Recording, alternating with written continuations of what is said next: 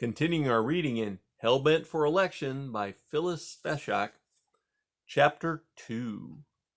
The High Registrar was a decidedly male semblance. His face, though youthfully beardless, was corrugated by age, ruddy yet somber. His hair was a hoary horde. His apparel cascaded in the same silvery luminescence and was trimmed with gold. The desk behind which he sat was overlaid with gold. The space designated as his office seemed to be boundless on all sides by shimmering, indistinct whiteness. He waited until I had finished oogling the place, and then said, "You are Mr. Hellbent? Mr. Willfully Hellbent?" He glanced at a scroll unfurled on his desk, but I recognized that as a red herring. He knew all the answers. It was a type of psychology intended to make obvious my errors through my own replies. Nevertheless, he held the upper hand. "I am he," I said. "Please be seated," he said, "and give, if you can, justification for your name in a single sentence." I settled myself weightlessly and answered, "The justification for my name is simply that I harbor no desire to spend eternity with believers."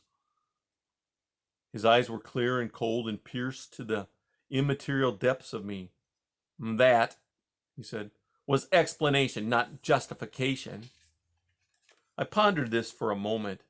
"Do you mean," I asked, "that I must define the just causes for my lack of desire to spend eternity with believers?" He nodded. "Now you're getting the idea. I suppose you must know this in order to classify and assign me?" "That's some of it. Truth is more of it." "Well then," I said, "the just causes for my lack of desire to spend eternity with believers are that believers themselves, their behavior, and determined ignorance of it all." "And yet," he said, scanning the scroll again, "you are one of them." "Yes," I replied, "I am one of them." "Why, may I ask?" "Because I was powerless to stop myself." "You were a scribe?" said he. "Yes, you could call it that." "You must then have read a great deal." "Yes, a great deal." "You have studied atheism, agnosticism, pantheism, no doubt. Did none of those convince you?" "Certainly not." "You have all that in my record, surely. Each one defeated itself. A thing with no beginning deserves no claim to a middle or an end. That which appeals to the reason should be at least reasonable." He nodded. "I take it evolution seemed particularly ridiculous to you then?" Particularly." "Idealism? You explored that too?" "I did. With all analyses of speculations, I found it quite unsatisfying." I take it you could not settle for less than concrete evidence?"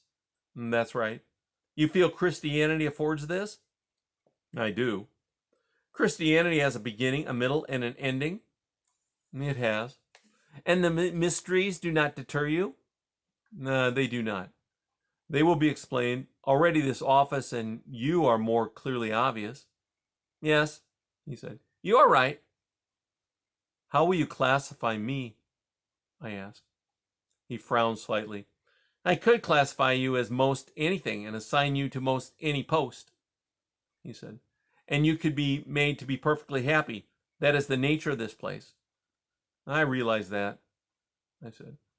He looked at me piercingly again. "Why then do you choose to ignore the future harmony of your coexistence with believers?" "There are degrees, or, to be specific, rewards in this place, I understand, decided upon by the vice or virtue inflicted by oneself into the central core or soul." "New nature is prevalent," he said.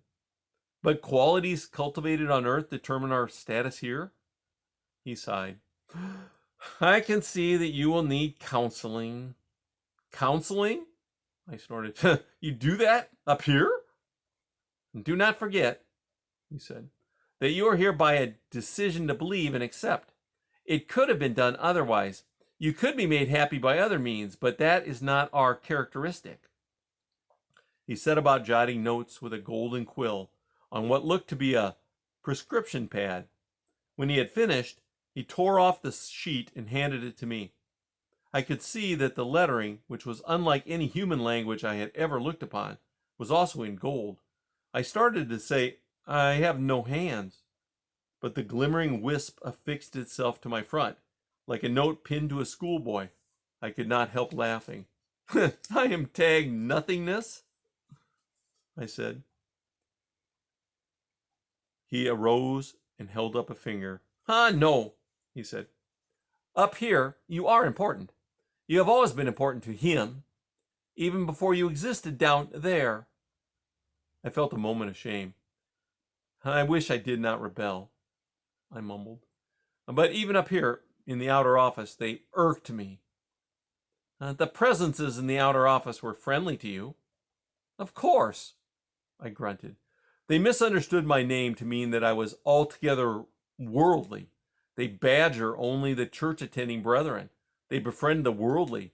They are attracted to him. They invite him to evangelistic meetings and pray for him. It is only after he has become one of them that they set about tormenting him." He shook his head. "The outer office is only the first step in the transformation, Hellbent. And you are misled by what they appeared to be on earth and by their gibberish. Do not forget what they actually are, believers. This is what counts." My mouth and my fists wanted to tighten. "I have told myself this for 10 years on earth," I said evenly, "and I have borne every second of the knowledge like a heavy yoke. The sum total of it is this: believing is all they have in common. Mere believing." His eyes were now compassionate. "If I did not know that all things were under his jurisdiction, or if I in any way felt tempted to abuse my free will to the end of reasoning, I would be inclined to deduce that yours was an untimely transition. However, to reason against illuminate knowledge would be the pinnacle of witless wickedness, and I have no wish to indulge. It does remain that you are not yet ready for this place." "Well, perhaps," I said hopefully. "I will never be ready. Perhaps I am some little blunder slithered out from between the fingers of a demon." And now he chuckled. "You are no blunder," he said. "I have it all here." And he patted the scroll.